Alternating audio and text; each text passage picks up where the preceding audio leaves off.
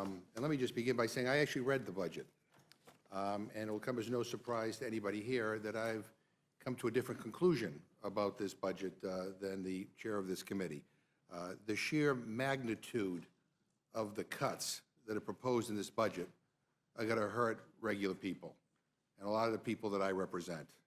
So today we're here to discuss the Republican budget, a budget, in my opinion, that is a betrayal of the middle class.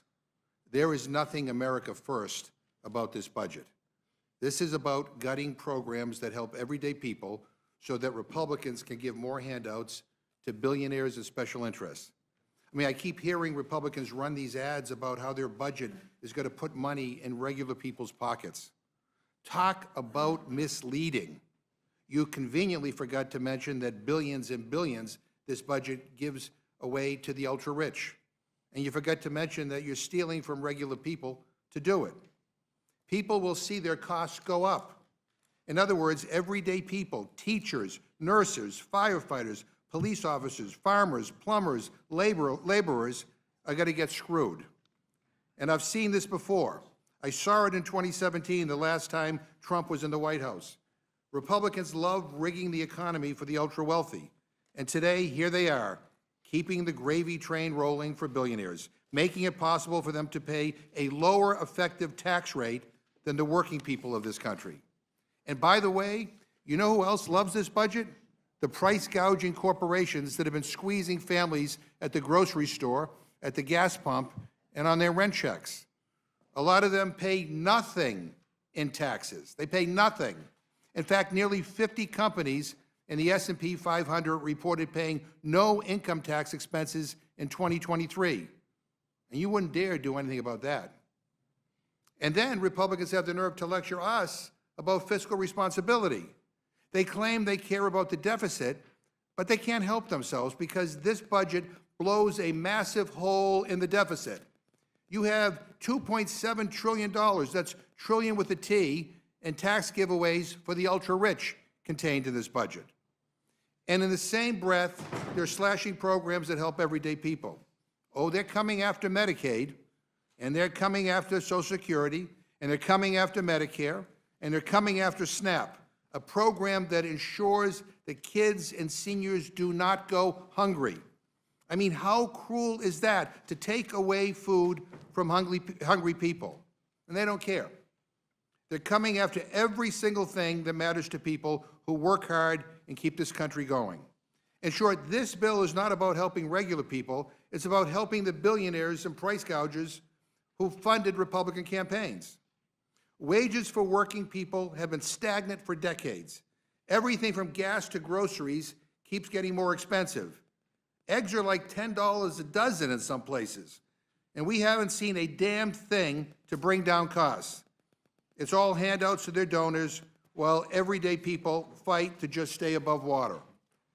This budget does not invest in working families, it robs them. It doesn't strengthen our economy, it weakens it by making it harder for regular people to get ahead. Plain and simple, Republicans are betraying the middle class. Democrats have a very different vision, one that puts regular people in front of billionaires.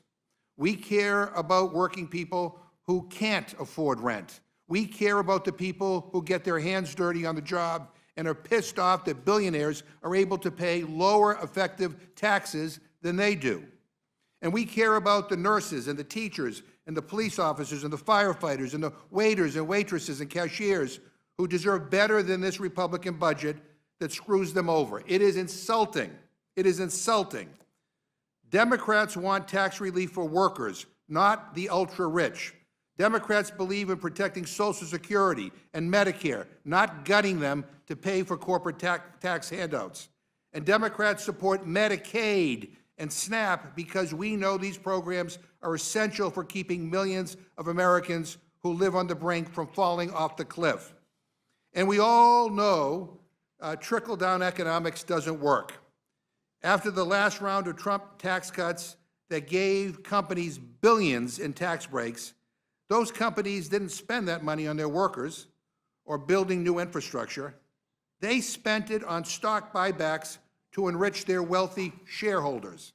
For example, T-Mobile almost paid nothing in federal income taxes in 2023, but spent $13 billion on stock buybacks, which is why we should grow our economy from the bottom up and not the top down.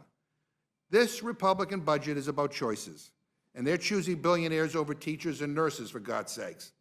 They're choosing corporate greed over struggling families. They're choosing to make life harder for the people who do the real hard work in this country. And they're blowing up the national debt while they're at it.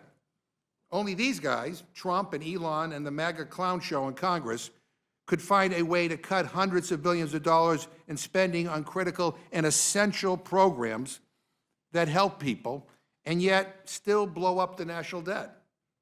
I mean, you can't make this stuff up.